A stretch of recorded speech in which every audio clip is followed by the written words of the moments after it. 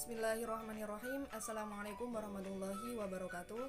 Perkenalkan, nama saya Diah Indah Aryani, nomor induk mahasiswa 2001021110121. Saya dari Prodi Pendidikan Ilmu Pengetahuan Sosial.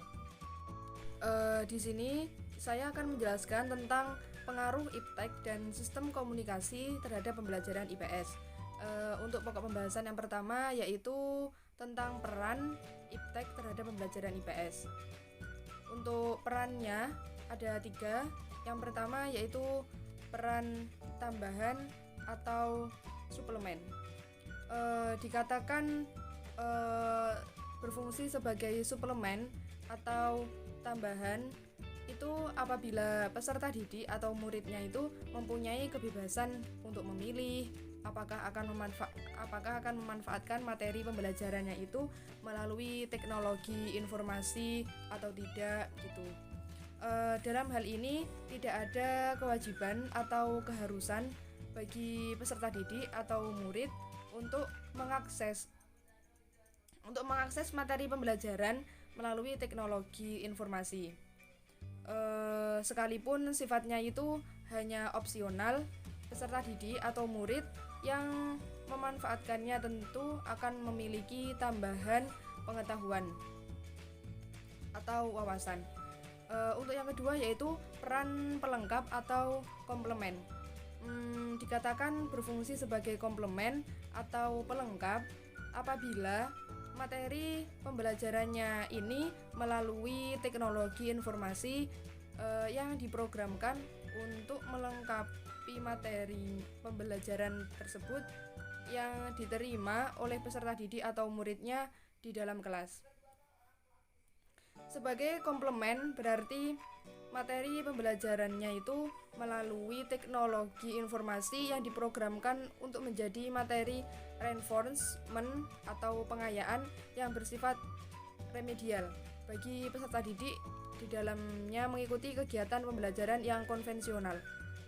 Untuk peran yang ketiga yaitu substitusi atau peran pengganti. Beberapa sekolah di negara-negara maju atau negara Indonesia ini memberikan beberapa alternatif model kegiatan pembelajaran kepada para siswanya. Tujuannya adalah untuk membantu mempermudah para siswa untuk mengelola kegiatan pembelajaran sehingga para siswa tersebut dapat menyesuaikan waktu dan aktivitas lainnya dengan kegiatan pembelajaran tersebut. Disinilah letak perbedaan antara guru sekarang yang telah menggunakan teknologi informasi dengan guru yang pada zaman dahulu atau guru tradisional. Untuk pembahasan selanjutnya yaitu pengaruh iptek dan komunikasi terhadap pembelajaran IPS. Teknologi adalah alat ampuh yang telah mengubah cara guru mengajar dan cara siswa belajar. Menurut saya, teknologi ini telah memberikan akses ke pendidikan dan akses ke berbagai cara komunikasi dan bekerja bersama. Pengaruhnya terhadap pembelajaran IPS adalah yang pertama, materi IPS dapat dikemas dengan menarik melalui penggunaan media pembelajaran yang berbasis teknologi. Yang kedua, memberikan kemudahan kepada peserta didik atau murid terkait proses pemahamannya terhadap materi yang diberikan oleh guru kepada murid tersebut. Yang ketiga, menumbuhkan kemauan belajar peserta didik dalam berpartisipasi secara interaktif pada saat belajar. Untuk selanjutnya, memahami materi pembelajaran tersebut dengan keberagaman individu dalam suatu proses pembelajaran yang dilaksanakan.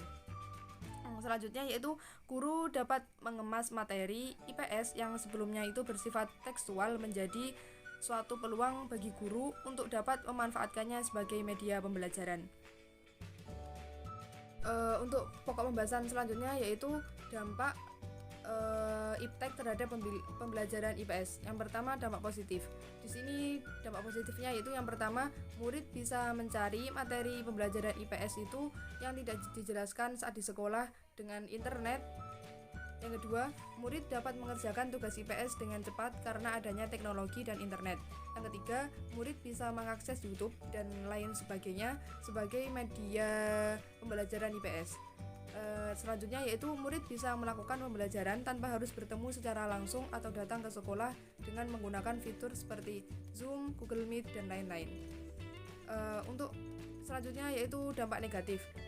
Dampak negatifnya yang pertama, hilangnya kebiasaan menulis dengan tangan. Yang Yang kedua, banyak mengeluarkan pengeluaran untuk membeli paket data. Yang ketiga, buku fisik tentang materi IPS ini tergantikan dengan e-book. Yang terakhir, salah dalam mengambil dan mencerna informasi tentang materi IPS.